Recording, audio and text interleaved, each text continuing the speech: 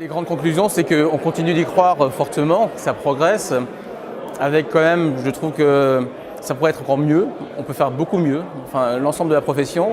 Il y a encore des discussions existentielles qui me gênent, parce que je crois qu'on ne peut plus éviter d'aller vers les biocarburants.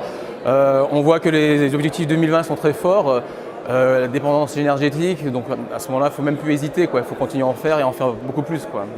On le voit bien, la différence de prix qu'on pratique aujourd'hui sur le 85, un produit qui se trouve autour de 89 centimes d'euros versus 1,43 chez nous, l'écart est phénoménal. À un moment donné, peut-être que le client, plus on montera dans les prix, le marché montera dans les prix, plus il fera attention à ce genre de choses.